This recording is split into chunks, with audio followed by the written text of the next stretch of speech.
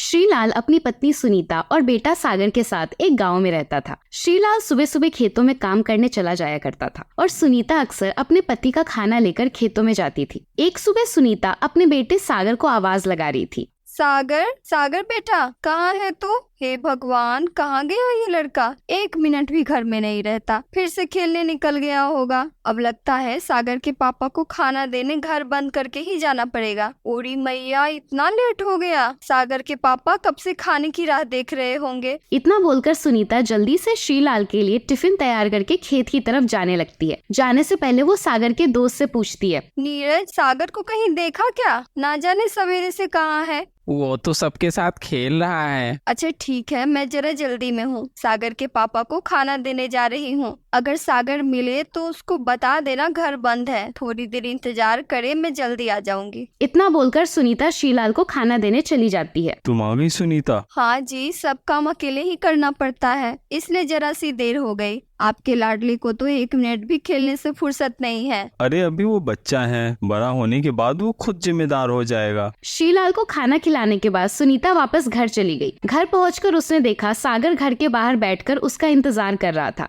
माँ पापा को खाना देने में कितनी देर लगा दी? मुझे भूख लगी है, मुझे भी जल्दी से खाना दो। चलो मेरे मुन्ना, मैं तुम्हारे लिए अभी खाना निकालती हूँ। इतना बोलकर सुनीता उसको खाना निकाल कर दे देती है। धीरे धीरे समय बीतने लगा। श्रीलाल का परिवार भी एक खुशहाल जिंदगी जी रहा था। अब सागर भी बड़ा हो चुका था, इसलिए अपने माता पिता के कामों में हाथ बटाने लगा था। सुनीता की जिम्मेदारी भी अब कम हो गई। श्रीलाल को खाना पहुंचाने की जिम्मेदारी भी सागर ने अपने जिम्मे ले ली। अब सागर 25 साल का युवक हो गया था। सागर की माँ दिन रात अपने बेटे की शादी के सपने देखने लगी, इसलिए उसने अभी से सामान जोड़ना शुरू कर दिया। इसी तरह एक दिन श्रीलाल और उसकी पत्नी, ये देखो जी, मैंने क्या बनवाया है। सोने के झुमके? लेकिन ये किसके लिए बनवाई हो? अभी तो ना ही कोई शादी है और ना ही कोई त्योहार, फिर ये सब क्यों? आप कुछ नहीं समझते। अरे ये सब मैं अपनी होने वाली बहू के लिए बनवा रही हूँ। अब सागर की शादी 1 या 2 साल में तो हो ही जाएगी। मेरी इकलौती बहू को सास की तरफ से कुछ न कुछ निशानी तो मिलनी ही चाहिए। लेकिन अभी तो उसकी शादी नहीं हुई है, इतनी जल्दी क्या है? शादी के बाद ले लेती। कैसी बात कर रहे हैं जी? हम इतने भी अमीर नहीं हैं जो एक बार में सोने की झुमकी बनवा ले। आपको पता नहीं है, सोने का भाव आसमान छू रहा है। इतनी महंगी चीज एक ही बार में कैसे खरीद लूं? ये मेरी बरसों की बचत है। इतने सालों से पैसा जोड़ रही थी, तब जाकर एक झुमकी बनवा सकी। श्रीलाल भी पत्नी सुनीता को देखकर मन ही मन खुश था। उसे भी अपनी बहू के आने का इंतजार था, लेकिन किस्मत को तो कुछ और ही मंजूर था। अगले दिन हमेशा की तरह श्रीलाल काम पर गया था। सुनीता को समझ नहीं आ रहा था कि वो श्रीलाल को खेत में खाना कैसे पहुंचाए, क्योंकि जब से सागर बड़ा हुआ था अपने पिता का खाना वो खुद पहुंचाता था। लेकिन आज खेतों में काम ज्यादा था, इसलिए सागर भी अपने पिता की मदद के लिए खेत में काम करने गया था। जब सुनीता को कोई नहीं मिला तब वो खुद अपने पति और बेटे के लिए खाना लेकर खेत की तरफ जाने लगती है। घर पर कितने काम पड़े हैं। मेन रास्ते से जाऊंगी तो लेट हो जाएगा, इसलिए खेत के रास्ते से ही जाती हूँ, जल्दी पहुँच जाऊंगी। इतना बोलते हुए सुनीता खेत के बीचों बीच बने शॉर्टकट रास्ते से खाना लेकर जाने लगती है। तभी अचानक एक सांप सुनीता के पैरों में डस लेता है। उसके बाद वो वही बेहोश होकर गिर जाती है। गाँव का एक आदमी ये सब देख लेता है। वो भागता हुआ श्रीलाल के पास जाता है। अरे श्रीलाल भैया, जल्दी चलो, सुनीता भाभी को सांप काट लिया है, वो रास्ते में बेहोश पड़ी है। ये सुनते ही श्रीलाल और सागर सब कुछ छोड़कर भागते हुए सुनीता के पास जाते हैं, लेकिन तब तक बहुत देर हो चुकी थी। सुनीता ने दम तोड़ दिया था। सुनीता के जाने के बाद सागर और श्रीलाल पूरी तरह टूट गए। दोनों ने खाना पीना भी छोड़ दिया था, लेकिन गाँव वालों ने समझाया कि वो सागर की शादी करके बहू ले आए, जिससे पहले की तरह उसका घर संभल जाए। इसी बात से श्रीलाल को फिर से जीने की उम्मीद दे दी और उसने खाना पीना शुरू कर दिया। लेकिन सुनीता के बिना उसे घर अच्छा नहीं लगता था, इसलिए अक्सर वो पूरे दिन अकेला खेत में बैठकर सुनीता को याद किया करता था। घर संभालने के लिए उसे अपने बेटे सागर की शादी करनी थी, लेकिन उसे कुछ समझ नहीं आ रहा था कि वो अकेला ये सब कैसे करेगा। इसलिए मन की शांति के लिए वो नदी के किनारे बैठ गया और अकेला ही सुनीता से बातें करने लगा। तुम मुझे छोड़कर क्यों चली गई? कम से कम अपने बेटे की शादी तो कर लेती। तुम्हारे कितने सारे अरमान थे, मैं तुम्हारे लिए कुछ नहीं कर सका। मुझे माफ कर देना। सागर की शादी शादी भी करनी है, लेकिन इतना बड़ा काम मैं अकेले कैसे करूँगा। काश तुम भी होती तो दोनों मिलकर अपने बेटी की शादी धूमधाम से करते। श्रीलाल ये सब सोचकर रो रहा था। तभी एक महिला पानी में छलांग लगा देती है। उसके बाद वो महिला डूबने लगती है। ये सब देखकर श्रीलाल बिना कुछ सोचे समझे उस महिला को बचा लेता है, लेकिन वो जिंदा नहीं रहना चाहती थी, इसलिए दोबारा नदी में कूदने जाती है, लेकिन श्रीलाल उसे जाने नहीं देता। क्या हुआ, आपकी परेशानी क्या है, आप क्यों मरना चाहती है? क्या करेंगे जानकर? आपको बताने से मेरी परेशानी कम हो जाएगी क्या? शायद मैं आपकी कुछ मदद कर दूं। कोई मेरी मदद नहीं कर सकता। मेरा पति मेरे ही सामने दूसरी शादी करके लाया है और मुझे घर से निकाल दिया। अब मैं कहाँ जाऊँ? मेरा इस दुनिया में कोई नहीं है। माँ बाप भी स्वर्ग सिधार गए, अब मुझे कौन रखेगा? श्रीलाल को उस महिला पर दया आ गई और वो मन ही मन अपनी सुनीता से माफी मांगता है। मुझे माफ कर देना सुनीता, मैं तुम्हारी जगह किसी और को देने जा रहा हूँ। मुझे इस वक्त इस महिला की जान बचाना ज्यादा जरूरी लग रहा है। मैं रखूंगा तुम्हें। आप? हाँ मैं। श्रीलाल अपनी पत्नी सुनीता के साथ हुए घटना के बारे में उसे सब बता देता है। ये सब सुन के उस महिला को भी बहुत दुख हुआ। वैसे श्रीलाल के साथ रहने के अलावा उसके पास कोई और दूसरा रास्ता नहीं था,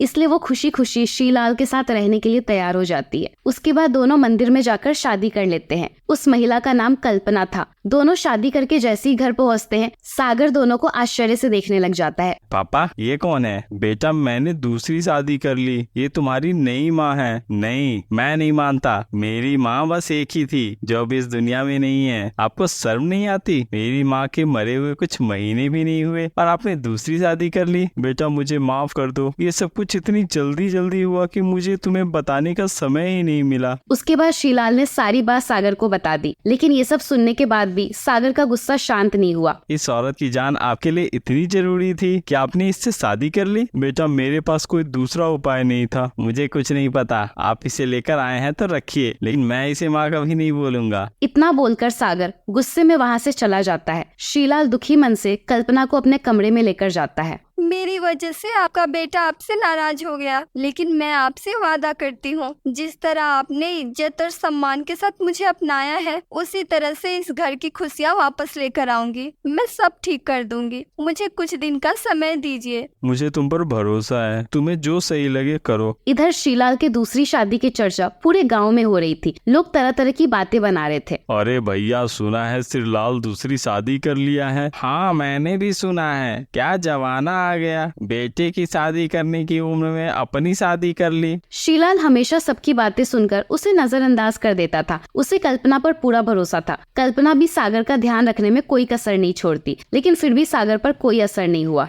एक दिन कल्पना ने श्रीलाल को सागर की शादी करने की सलाह दी, ताकि उसकी पत्नी उसके मन की कुछ करवाहट को दूर कर सके। श्रीलाल कल्पना की बात मानकर चित्रा नाम की लड़की से सागर की शादी करवा देता है। श्रीलाल ने मुंह दिखाई में अपनी पहली पत्नी सुनीता की तरफ से उसकी बनवाई हुई सोने की झुमकी दी और भावुक हो गया। चित्रा बेटी, ये झुमकी कुछ सालों पहले बहुत प्यार से तुम्हारी पहली सास ने बनवाया था, लेकिन वो दे न सकी। चित्रा ने भी बहुत प्यार से अपने सास का आशीर्वाद समझकर उसे रख लिया। कल्पना भी सास होने का पूरा फर्ज निभाती थी। उसके पास तो कुछ देने को नहीं था, इसलिए वो अपने हाथ से सोने की अंगूठी निकालकर उसे दे देती है। कल्पना चित्रा का ध्यान बिल्कुल अपनी बेटी की तरह रखती थी। चित्रा भी सागर को समय समय पे काफी समझाती थी कि वो अपना गुस्सा भूल जाए। चित्रा की बात सुनकर सागर भी धीरे धीरे श्रीलाल और कल्पना के साथ अच्छे से पेश आने लगा। इसी तरह काफी समय बीत गए। एक दिन चित्रा को बहुत तेज बुखार हो गया। सागर भी किसी काम से बाहर गया था। उस दौरान कल्पना ने बिल्कुल अपनी बेटी की तरह पूरी रात जागकर चित्रा को ठंडे पानी की पट्टी देती रही। श्रीलाल और कल्पना पूरी रात चित्रा के पास बैठे रहे। सागर को भी जब चित्रा के बीमार होने की खबर मिली तब वो जल्दी घर आ गया। उसके बाद चित्रा ने सारी बात सागर को बता दी, कैसे उसके सास ससुर ने उसका ध्यान रखा। ये सब सुन के जो करवाहट कल्पना के लिए सागर के मन में थी वो सब खत्म हो गया। सागर उसे अपनी माँ की तरह मानने लगा। ये सब देखकर श्रीलाल बहुत खुश हुआ। इसी बीच दो और खुशियाँ एक साथ उनके घर में आई। चित्रा और कल्पना दोनों माँ बनने वाली थी। इतने दिनों बाद दो नन्हा मेहमान एक साथ इस घर में आने वाला था। इस बात से सब बहुत खुश थे। चित्रा और सागर इसी खुशी को सबके साथ साझा करना चाहते थे, इसलिए दोनों मिलकर घर पर एक छोटी सी दावत रखते हैं, जिसमें बहू सास की एक साथ गोद भराई होती है। इस गोद भराई में रिश्तेदार और आस पड़ोस के कुछ लोग मौजूद थे। सभी के जुबान पर बस एक ही बात थी, किसी ने भी कभी ऐसे सास और बहू की गोद भराई नहीं देखी थी। गोद भराई अच्छे से संपन्न हो गई और सभी परिवार खुशी से रहने लगे। अगर आपको वीडियो अच्छा लगा तो वीडियो को लाइक करें और चैनल को सब्सक्राइब कर दें।